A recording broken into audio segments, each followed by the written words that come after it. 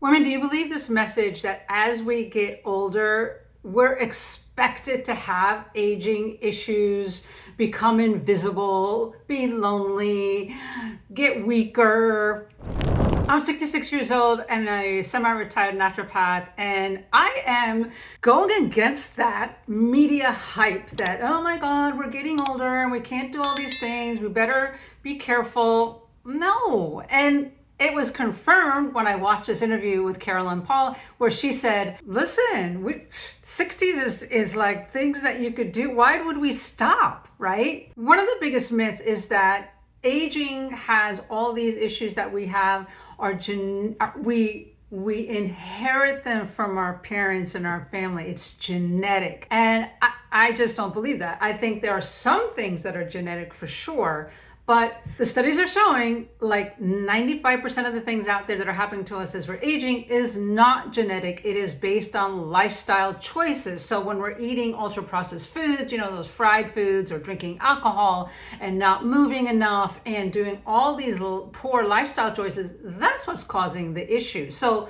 let's turn this around and let's go and see what Carolyn Paul has said. So Carolyn Paul wrote a book called Tough Broads. She did a lot of research because she was this super active person that was into sports and crazy things like going up in an airplane and going out on the wing. Yeah, no, she's that kind of adrenal junkie. But now she's in her 60s and she's like, let's see, what do I do now? And she's not stopping. And that's the whole point. We want to be in that community together where we're saying, you know what, let's not stop. But what do we need to shift our life right now in the last third of our life as we're aging as women, that we can still do stuff, but it's obviously not going to be the same as when we were in our 20s, right? First things first is she brought up the point, we can't just say, I'm strong. Like, oh, every day I'm going to wake up and think positive and say I'm strong. It's not enough. Like, you got to take action to say, what am I going to do to stay strong? So for me, my personal goal is 2 to 3 times a week now.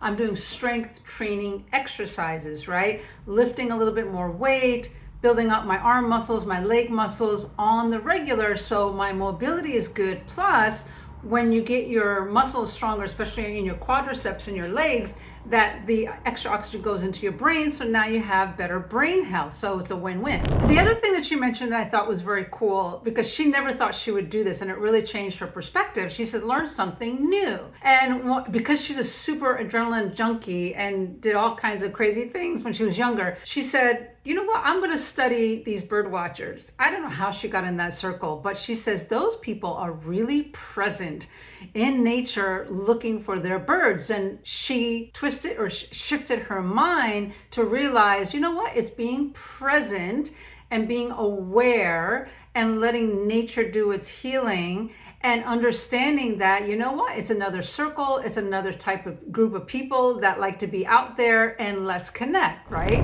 Here's a couple more things that I have learned that I like as I'm aging in my 60s is I love to go kayaking. That's super simple, it's not hard. Kayaking, swimming, all that kind of stuff, bike riding.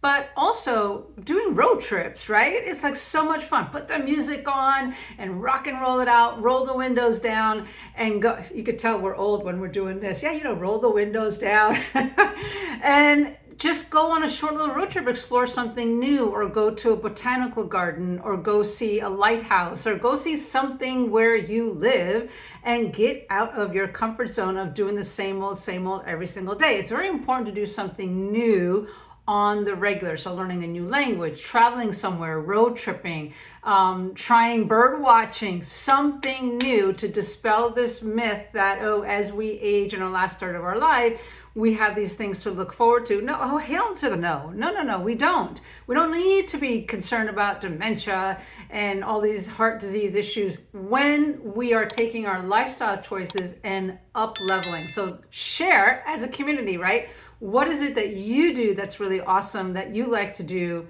as you're aging?